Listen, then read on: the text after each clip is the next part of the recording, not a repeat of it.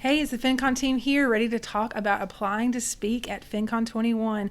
I'm Libby, the Marketing and Creative Director, and with me today is... I'm Jessica Buffkin. I'm the CEO of FinCon, and we're excited once again to be back together with you guys and talking about FinCon 21, and this time about speaking opportunities. That's right. We are going to talk about how you apply to speak, what kind of tracks we have offering, where you go to do all that, all those ins and outs of speaking. But before we do so, I wanted to kind of touch base with you. We launched passes for 2021 last week, April the 7th. What's the feel? Are people coming to Austin? Are they coming virtually? Are people signing up at all? I mean, I think they are, but I want the official report. I have numbers. I have numbers that Okay, I can give okay. you. Okay. So, a couple of different sets of numbers actually that might be helpful. So, we polled existing pass holders. Those are people who have purchased a pass in 2020 and then transferred to 2021, or people who purchased a pass in the exclusive sale after FinCon X. We polled them and said, hey, how are you feeling about this? Are you coming to Austin, virtual, undecided, whatever? So, here are the numbers on those. 76% of those are going to Austin. Oh my goodness, Okay, that two number thumbs up for alone that. gets me excited. 13% are attending virtually and 10% are still undecided. Those particular pass holders don't have to decide until this summer. Okay. So they have a little bit more of a runway to make that decision. New pass sales that started last week, 94% of them are going to Austin. Less than 10% are attending virtually of the passes that we've Okay. sold so far. So way, way more excited. I need a thesaurus. I need a better word for excited, but I also need to say I'm still really measured with my excitement because it's still a COVID year. And then speaker submissions. So we launched them on April 7th when we opened pass sales. So we do have numbers on those already too. Okay. Of the speakers, of the people that have submitted speaker proposals so far, it's a little bit of a tongue twister. 75% of those are planning to attend in Austin. So I will take all these numbers. Let's all see you in Austin. Like, so That's right. excited about That's those. right. So big numbers. And it's been something we've been waiting on because we just wanted to get further down the road to give people a chance to see how vaccinations are rolling out and how they felt about travel again.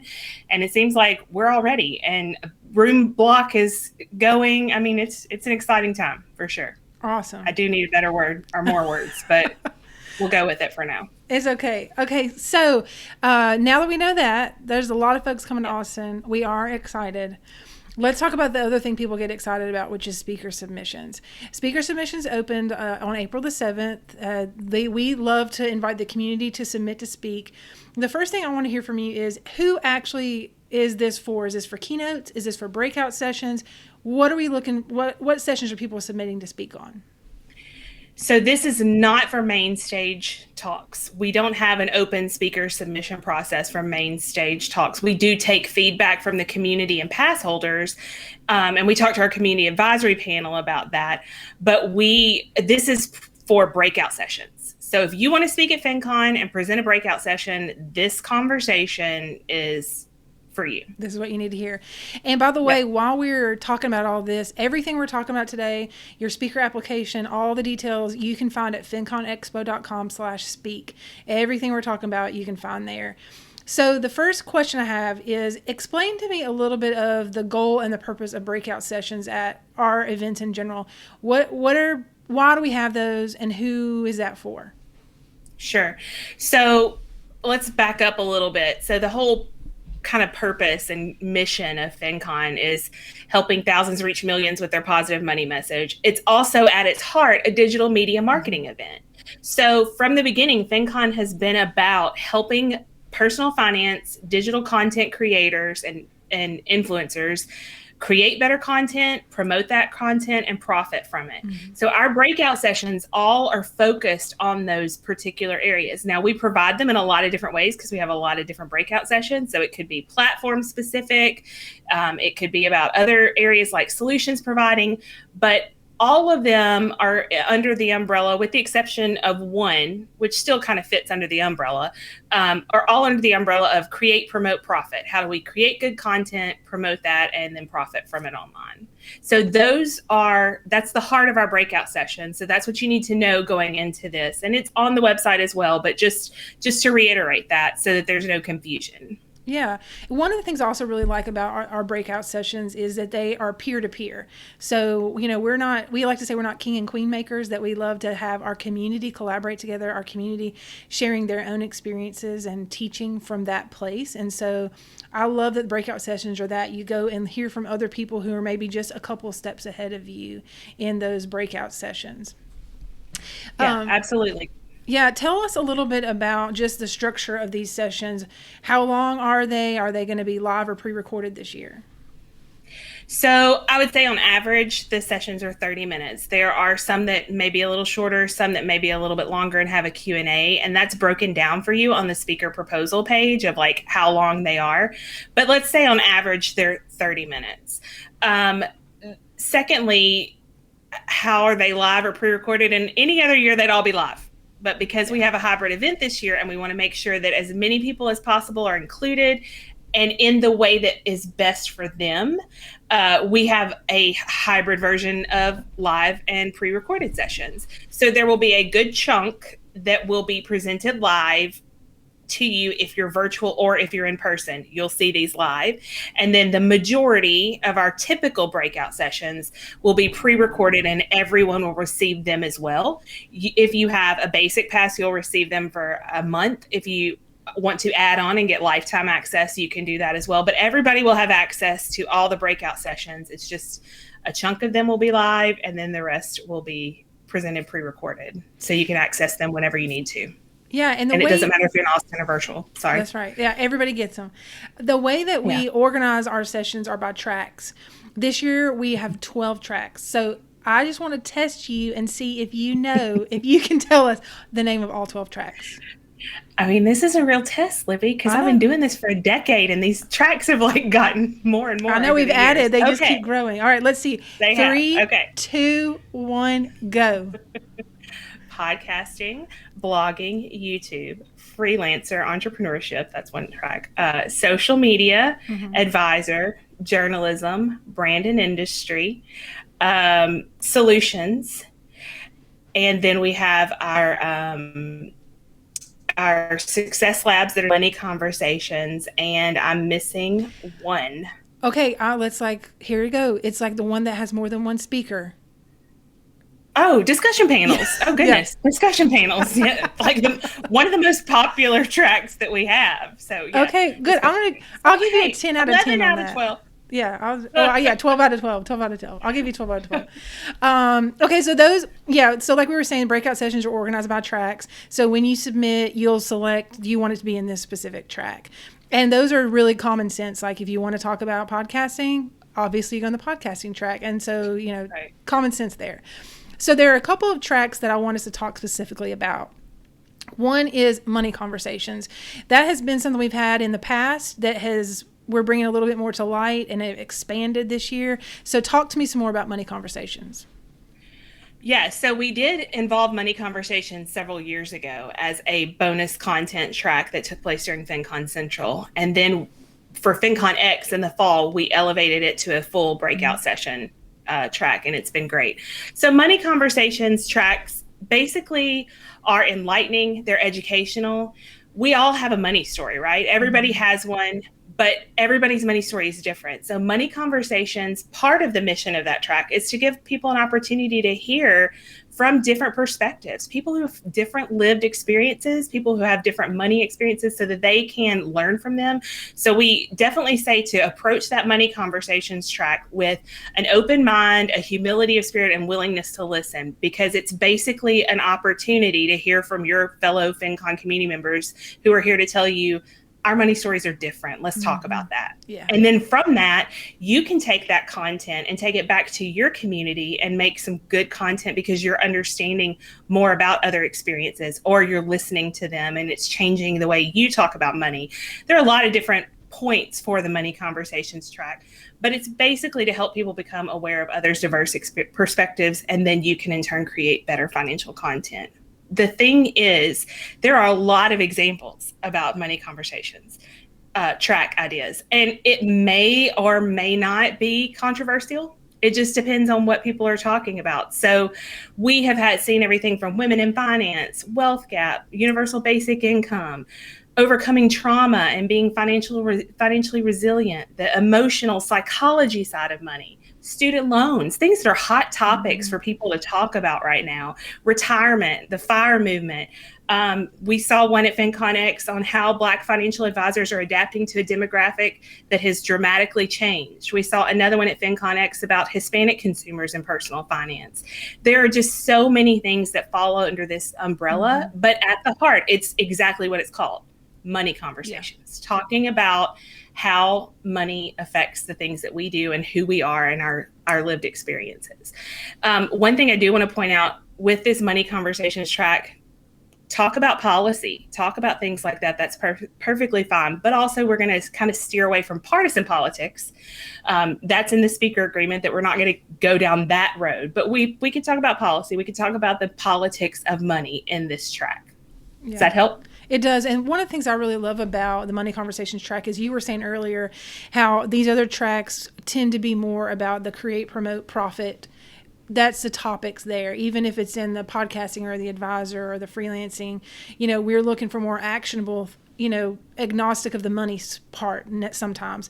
But the money conversation is really where the money conversations are happening. Again, just a common sense title for that. So that makes this specific track at our event very unique. Yeah, and this one really is more of a conversational track. You're not necessarily bringing to the table, here's how I did this amazing work and you can do it too. Although that may be a part of it, that's not necessarily the focus of this. This is how can we talk about money collectively better together? Yeah, and how can we take that back to our communities and make them better and help them understand other people's experiences as well? Yeah, that's right. Okay, money conversations. The other new track we have this year that's some maybe a throwback that you can explain is something we're calling for the first time Succes Labs. Give us some insight into Succes Labs. So the throwback part that you mentioned is we used to have the success stories track. And then the last year or two, we haven't had the success stories track. And people have said, man, I really like that track because they got to go in and listen to people who had been really successful talk about how they did it. And not just in this pie in the sky kind of way, but give them nuts and bolts of this is what I did. This is what you can do to lay some foundation or to continue to scaffold and see more success. And so I guess behind the scenes, nuts and bolts, how the sausage is made, whatever you want to say about Succes Labs, but that's kind of the point of those. Now those will be presented majority live for either virtual or Austin. So it doesn't matter how you go. The majority of those will be live. And those will be a little bit longer and have a Q&A. So you'll see that on the speaker proposal form. And they will focus on the three areas: create, promote, profit. So normally a lot of our sessions are niche based. These are just more general, like how I did this. And it doesn't really matter your platform. It's really about the creating, the promoting, and the profiting from it. I'm personally excited about the Q&A portion on the end of those. I always learn the most from the Q&A. It's like you just pick up these little tidbits. So I'm excited that we've included that. One of the questions we get sometimes that people are looking for some perspective on how many speakers apply on an average year, and then how many are typically selected. So talk to me a little bit about that. Yeah, I think going into COVID, after 2019, we were looking at around, we've seen as 500 to 750 applications in the years leading up to COVID. So a lot of people submit to speak at FinCon. And then typically, on average, we have about 200 breakout session speakers. So yeah, the numbers are pretty high, but don't let it intimidate you because there's always a need for speakers. There's always something you have to bring to the table. It's just a matter of fitting all the puzzle pieces together and the needs that we have, the community has told us that they're looking for, and whether or not what you're presenting is actually a good fit for this particular year. But yeah, that's what we typically look at. And we want you to know that, but we also don't want it to cause you to not submit because we want to hear what you want to talk about. Yeah, and after that huge number of people submit, we have a speaker selection committee that then culls that group, and they are the ones who actually make the selection. Will you tell us about how that committee is made, who it's made up of, and how it's created? Give us some insight into that. Yeah, so for the past few years, we've had a speaker selection committee that we have gathered from within the community. We'll usually ask in the private FinCon Facebook group, maybe by email, several different ways of people who are not committing to speak already. So they're not making proposals to speak, but they would like to serve on the speaker selection committee. We think diversity is important here, so we've tried to make sure that we are covering people from all platform, not well, all as many as we can, because usually the speaker selection committee is like 5 to 7 people on it, including myself. But so the majority of the platforms, and then also as diverse as possible. So the one that we had for FinCon X, for example, it included bloggers, podcasters, a YouTuber, an advisor, and freelancer, and also some of those kind of fit into more than one category. And then because that diverse representation is important to us, the group included 4 females, 3 males, 4 BIPOC members, and 3 white members. So we're trying to make sure that we are covering as many perspectives as possible and making sure that our content reflects that as well. Yeah. I know we have talked about sometimes when we speak about who's getting selected, we often give preference to previous attendees or those who've already purchased their pass for 2021. Beyond that, what is a speaker selection committee like looking for? How are they deciding? What is there any criteria they're looking at? Like, how do they go from like that number of submissions all the way down to those who get chosen to speak?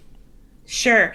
So several things. One is obviously a compelling title and a blurb about your talk that's going to give actionable steps that people can walk away with. Those are super important. That helps us really drill down to, okay, we know what this talk's going to be about, and here's what people are going to walk away with. So that's first and foremost. Also, they're going to look at your authority. They're going to look at who you are, what your website is, what your social media followers look like, how long have you been in the business? Are you really actively creating content right now? Are you doing the things that you say that you can do? So they're doing a lot of research on that. They're looking to make sure that we have enough in create, promote, profit. They're looking to make sure that we have enough content for beginner, intermediate, and advanced. Like, there's so many factors. And then we also have surveys from when we've reached out to the FinCon community saying this is what they are looking for. So then they are also measuring all of these submissions up against that as well. So those are some of the things. It's a lot of puzzle pieces and putting it all together and making sure that we've covered as much as possible for as many people. Yeah. So it sounds like if I'm putting together a submission, the things you really want to hear from me and that there are slots actually in the application for is a compelling title, a really great description that includes some actionable steps, and that maybe I've been mindful of, is this for beginner, intermediate, or experienced, advanced? And so sort of to niche that way and make sure it fits into one of those tracks that we have picked out. And I would say one of the questions that we get is like about the whole, have you purchased a FinCon pass already? That is really because we want people who want to engage in this community, who want to be givers, who want to actually help build this community, not just be on a speaking circuit. So we get a lot of submissions outside of the proposal of people who just Googled places to speak and they don't know anything about FinCon. They just want to get on the circuit. And we are not about making that happen. Yeah. We want people who are going to engage. We're going to talk about that a little bit later, but that's also part of us weeding through that process. It's not that we just don't want someone to speak if they haven't been to FinCon. It shows if they're like showing an eagerness to engage in this community and they are like, I really want to be a part. I want to give back and be a part of it. Something we want them to do that. Yeah, so, certainly. Yeah. Well, and another thing I just remembered, earlier you were mentioning this framework that we use is create, promote, profit. So putting together a proposal, it also would be helpful to go, okay, does this topic I have, does this help people create better content? Whether that's like the nuts and bolts part of it or how to put together a content calendar. Does it help people reach a bigger audience, like grow their email list or do this or that? Or does it help people monetize, their content? And that's another great filter to kind of put your speaker proposal through is like, does it fall into the create, promote, or profit silos? Or the money conversation. Yeah, money conversation. Or is it about a money conversation? And that would be the four things to analyze before submitting. Sure. Yeah. Okay. Well, let's get down to some of the nuts and bolts about the application process. when you want to apply, you just need to go to finconexpo.com/speak. When you get there, you'll see all these things we've already been talking about. There'll be the deadline, there'll be the steps for submission, all that sort of thing. At the very bottom of the page is a big yellow button that just says submit your speaker application here. That's going to pop you over to the application with all the things that you fill out and submit and all that kind of stuff. So that is very simple and straightforward. finconexpo.com/speak. I want to hear from you about submitting to speak on a panel. I think that some people think it's confusing. It's actually pretty simple and straightforward. I want to hear from you about that. Okay, so I want to talk about this and then I'll get to that. Okay. The panels are probably the most popular submission that we have. Okay. And I get it. Surprise. It's good. Well, I know people do find that surprising, but I think it's easier to get together with your friends and talk about something, right? Yeah. It's a more conversational way of doing things. And so it's probably not as hard of a commitment because you don't have to prepare for a full 30 minutes of you talking solo. But I just want to make that point because we get a lot of panel submissions. And we actually only have one track for panels. Now, we may put panels in a few other tracks, but there's a lot going on behind the scenes that people don't know. Things like AV setups and making sure rooms are prepared for panels and things like that. So panels have always been like 1 or 2 tracks for us. And maybe if we can make it work, put them in like a slot occasionally. Yeah.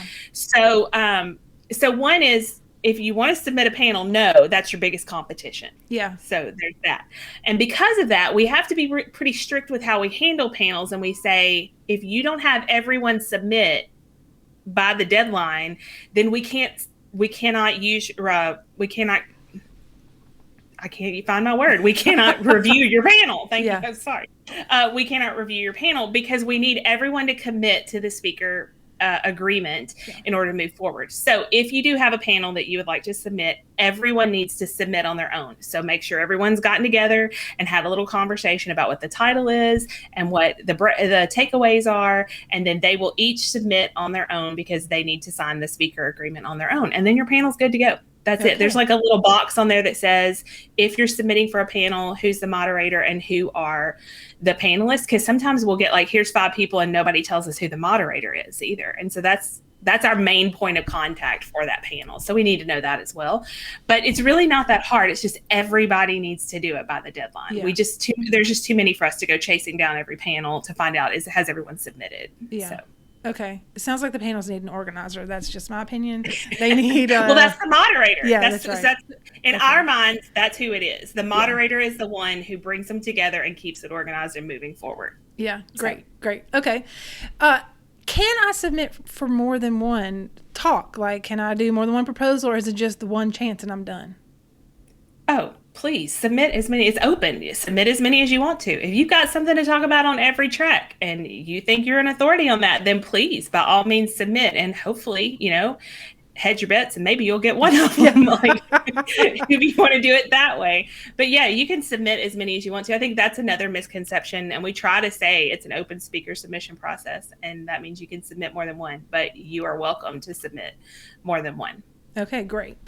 Whenever someone, when you go to apply, you hit that big yellow button at the bottom. It's going to pop you over to the speaker application. At the very top, it asks you to read and agree to the terms of the speaker agreement, and there's some fine print. And I just wanted to point out something in that fine print that I think is actually really cool and really important, but sometimes just kind of gets skimmed over. We all skim the fine print. But there's some obligations beyond just like showing up to do your talk that are in that fine print. One is the Speaker Pro Mixer and one is mentoring. So first of all, tell me about the Speaker Pro Mixer. So the Speaker Pro Mixer takes place on Thursday of FinCon 21. It is an opportunity for you to gather with all the speakers that are present in Austin or virtually, depending on how you're doing it. Sponsors as well as Pro Pass holders. It's an opportunity for networking and just talking shop. It gives you an opportunity to talk to them if you've been busy in other ways, but you're committed to being there for that as part of your speaker agreement. And then secondly, mentoring. As I mentioned earlier, we are about building a community that is not in competition, but collaborates. And so that's been the heart of who we've been from the beginning. So we ask speakers to mentor. There's actually a place on the form where you can just check all these bullet points of like, here are the areas that I can mentor someone on. It's a one-time mentoring opportunity. We're not asking you to commit to some sort of long-term mastermind. We're not asking you to do it multiple times. If you and your mentor or you and your mentee get along great and you want to keep doing it, absolutely, feel free to do that. But this is a one-time thing. We're asking for a 30-minute commitment. We used to have a specific time on the agenda where mentors and mentees connected, but now we've changed it to we will connect you in advance of the event. And you will then set up a time with your mentee to get together. So you may talk before FinCon or once you get there. It is a great opportunity for them to have a contact, to be able to know someone going in. And it's a great opportunity for you to give back and to really share some thoughts with people who may be new to the game or trying to level up or whatever, and your expertise can help them make that next step. So that is also why on the speaker agreement, sometimes it's often missed when we say we don't really deal with third parties. So if your admin assistant or your PR person is making your speaker submission, we don't take that. We want to hear from you because we want you to commit to being a part of FinCon and not just coming in to speak and heading out. That's just not the community we are. So. Yeah. I have mentored maybe 5 or 6 people in the last few years, and that has been just such a really awesome experience for me. It's for one thing, it's really great to be able to give back in that way. Maybe somebody who is just kind of where I'm at, but need something that I'm really good at and they want to hear from me about it, just a quick Q&A. Maybe it's somebody who's brand new to the community. A few times that's been the case. They didn't know anybody else. I was the first person they talked to. So it was nice to be able to say, okay, I can connect you with other people who are creating content that you are or on your same platform, and like, let's get you connected in. So mentoring for me as the person mentoring has been really a positive experience. And so I know that some people feel like it's a drag. They have to do it. And I just hope that mentality is not the case. Like, it is such a great positive experience and an opportunity that we get to have. You'd be surprised. I mean, very rarely have I ever heard a negative thing from a mentor who regretted mentoring or who wasn't somehow blessed by it. Like they've really enjoyed it. I think it's been a really good thing for FinCon over the years. And so it continues to be an area where people are like, hey, I want a mentor. How can I get a mentor? Yeah. And so we're like, it's coming, promise. And it's a really cool thing that we were able to offer because of our speakers' generosity to agree to do it. And people love it. I mean, people love getting in a mentor session. Okay. Yeah. The last big question I have is, if I am presenting virtually, what is going to be required of me? I mean, I'm hoping you're sending a video team, like a camera crew, out to my cool office so that you can film me, but I don't really think that's the case. So tell me about, if we're presenting virtually, what's going to be required? Wouldn't that be nice? I mean, have our own little camera crew right here, except we don't. So no, we can't do that. However, what we will do is, and it says this on the speaker submission form, like if I'm asked to present virtually, I will pre-record my session, and it says that the FinCon team commits to giving you some best practices for this. So we don't want it to feel hard or overwhelming. We want you to be able to use the tools that you have. So Libby has created this really cute one-pager that she and Justin and our AV team have worked together on to say, here are the things that you can do. And it worked out pretty well for FinCon X. In fact, Justin was like, hey, use your iPhone. If that's what you have, use your iPhone. Don't go out and buy something for this. Use your iPhone. And if you do, here are the best ways to create a video using your iPhone. So we commit to doing that. He also answered questions for people leading up to FinCon X that needed some help. So we definitely will give you what you need as far as tips and ideas for filming in the best light possible. Those who are pre-recording will have a earlier deadline for submitting their talks so that we can make sure we have them all. We've gone through them. They're loaded and ready to go when FinCon 21 takes place. But yeah, don't worry about that. We don't want that to be anything difficult for you. We will help you as much as we can, short of sending a film crew out to your house. Man. Okay. Okay. Last question. When will people know if they're selected? How will they find out? Okay, so the way we normally handle this, and we will continue to handle it this year, is we will roll out different announcements throughout the course of this summer. And I think it's like in August. By August, everyone will know.